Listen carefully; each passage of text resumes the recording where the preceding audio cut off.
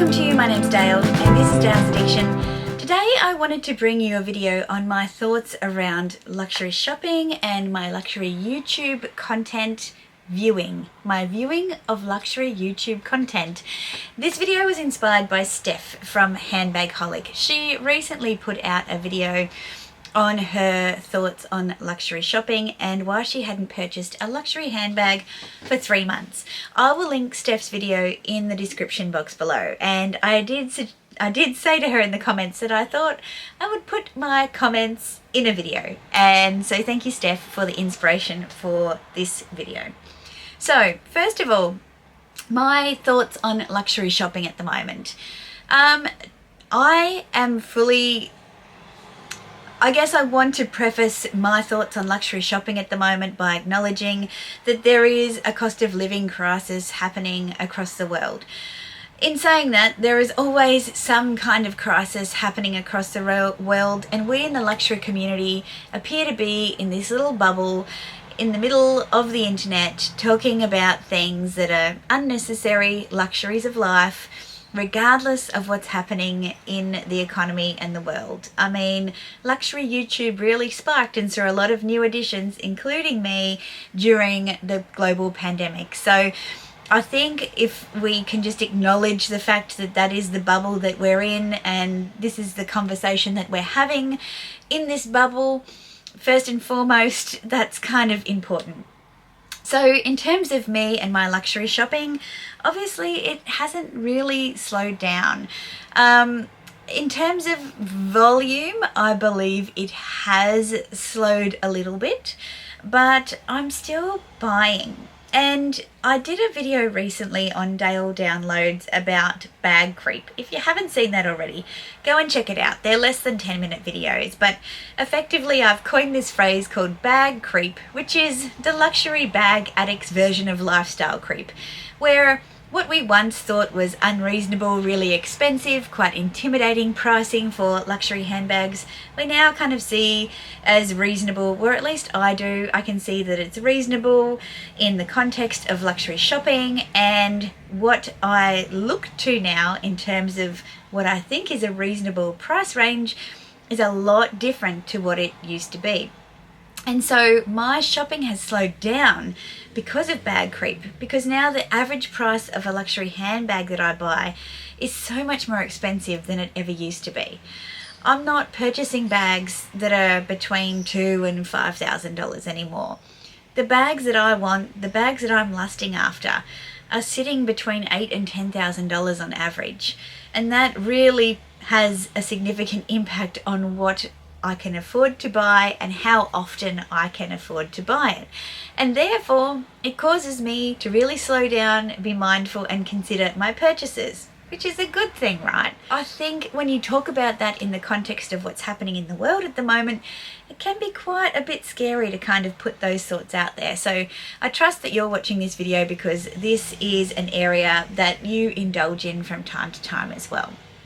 Tell me, is this something that you share? Does what you spend on luxury now, is it significantly different to what it used to be? And has that slowed down the volume of your luxury shopping because of the price tags of the pieces that you're now attracted to? To give you some examples, for me, the current bags on my wish list, or the bags that I've kind of been lusting after, have been the Fendi Interlace Peekaboo in the medium size, I think, which sits at around 9,000 Australian dollars. The Louis Vuitton Wicker Capucine, which is in the BB size, which is 10,100 Australian dollars. The Dior DJoy in the medium size is 7,100 Australian dollars. You get what I'm saying? Like, this is just what they cost. And therefore, I can't just go and buy a bag, you know, every month. I have to really consider and prioritize what I'm going to purchase. The next piece that kind of has been interesting to me is as the amount of people liquidating their collections to perhaps bring money into the household because they need that money for other things, you know, household expenses, The pre-loved market has been flooded with pieces that I would have liked to have bought back in the day but couldn't because I was prioritising. And back in the day when I thought things were expensive, I look at them now and they're not expensive as the bags that I'm looking at in today's market, if that makes sense. And so I've recently picked up 3 pre-loved pieces, at least 2 of which I have longed for quite a long time, but never thought I'd get them because I just thought they would be way out of my price range. The first one is my Alexander McQueen Knuckle Duster Clutch. I picked this one up pre-loved for $1,300. These retail for over 5,500 Australian dollars. And yes, this one had a little wear on it, but I successfully fixed it where the embroidery was coming loose. I have an unboxing video that I will link down below for you to watch the unboxing and repair job on this one. But it is just a glorious piece, and to be able to pick this up for $1,300 was just something I never imagined that I could do. Similarly, back in 2019, everyone was lusting after the Chanel by the Sea collection for spring-summer, particularly the pink iridescent bag. I got the pink iridescent small classic flap and I didn't like it, so I sold it on. But one bag that I thought I would never get, and I definitely would not have gotten it from my local boutique, was the By the Sea sand bag in the Perspex with the sand, inspired by Chanel's time at Biarritz in France. She loved the seaside, and I love the seaside, and I love novelty, and I just, it was something I never thought I'd get. And recently Rod from the Luxe Theory was able to source this for me for what I think was quite a reasonable price for a pre-loved bag. And I think the market is good for us who shop luxury at the moment because of the increased availability on the pre-loved market. It's driving prices down, and there's not a lot of people who are buying a lot at the moment. So if you're in a position to take advantage of that, I think that that's, potentially an area that you could go to. And I'm certainly looking back through the archives at pieces that I passed on over the years because I couldn't afford it or I had to prioritize, and now seeing those as quite significant competition to new releases today, because a lot of the new releases today are referencing pieces from the past, and there's a lot of beautiful pieces in great condition on the pre-loved market. Not that this is an ad for the pre-loved market, but just saying this is how my luxury shopping has shifted this year. I also purchased a Prada Raffia tote bag, current edition. Again, somebody had bought it or been given it as a gift, consigned it. I picked it up less than half price.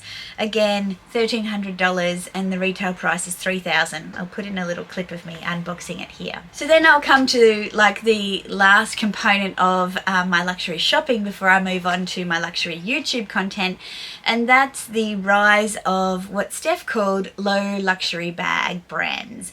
So brands including Pollen, Aspinall of London, Mulberry, D'Amelia in London.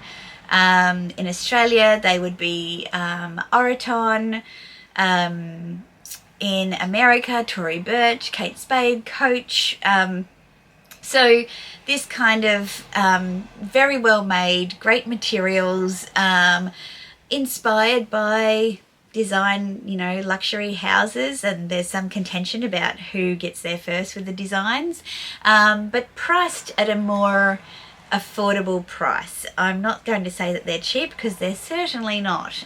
Paying $1,000 for a bag is a lot of money regardless, so I'm definitely not going to say they're cheaper.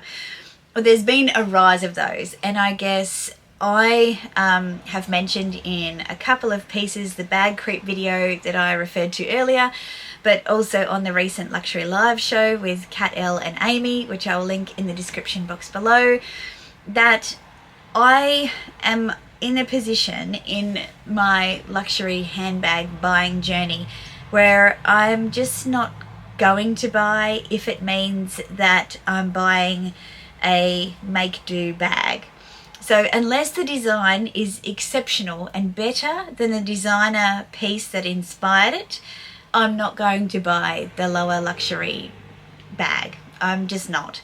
And the example I give is the current Coach tote that's out, the Wicked tote. I think it's a Rogue 20 Wicked tote. I've seen it advertise a lot. A lot of people have sent it to me. I'll pop it here. It's beautiful. But I have my Dior wicker tote, and if I put those two side by side, I would still pick the Dior tote. And not for the fact that it's going to cost me a fortune more, because I like the aesthetic, the size, I like how it's composed, I like all the different textures on it, I like that it's handmade.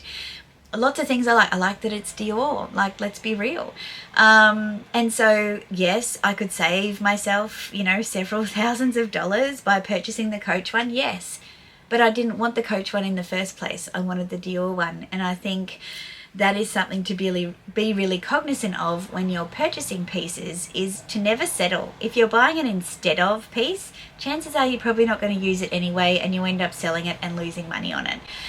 But if you are buying for function, then definitely consider all of the options available, because if function is your number one priority, not aesthetic, not brand, not price, you might just find that you get better function and a better price from looking at low-level luxury bags.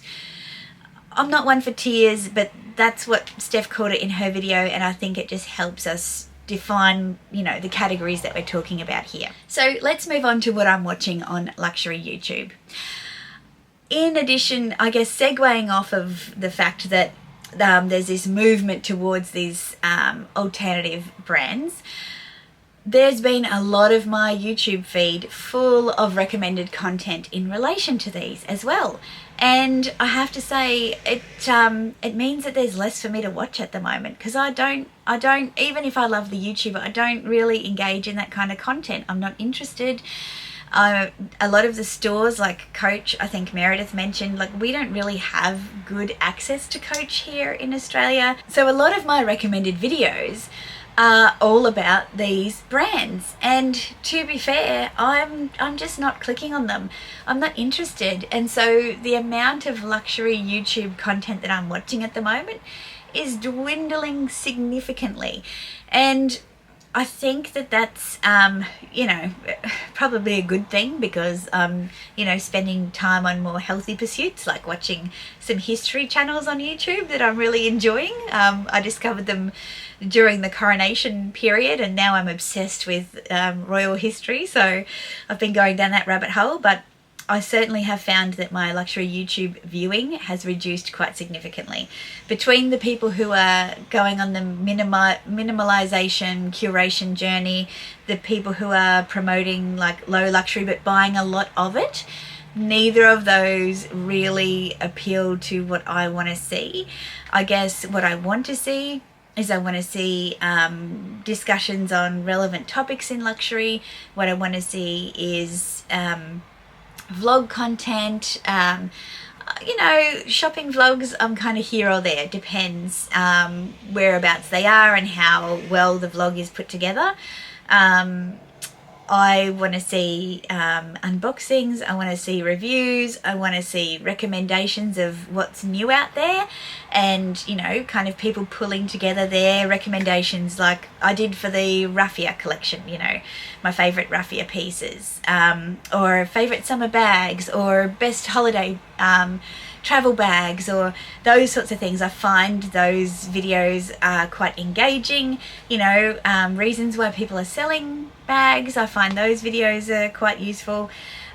Reviews, not so much. I don't really care for reviews. I know they take a lot of time to film, but I like to, decide myself whether or not I like the bag. I do it the long way. But for me, luxury YouTube is about luxury.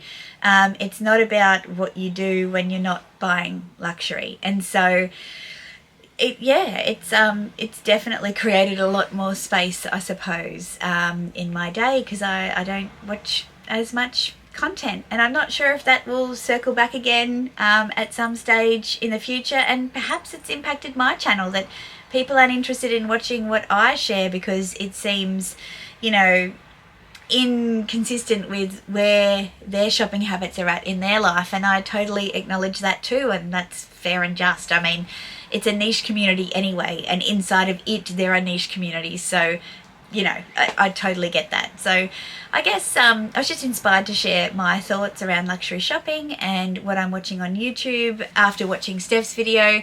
And I wonder, what are your thoughts? Like, how has your approach to luxury shopping changed? What are you watching on YouTube? What's getting recommended to you?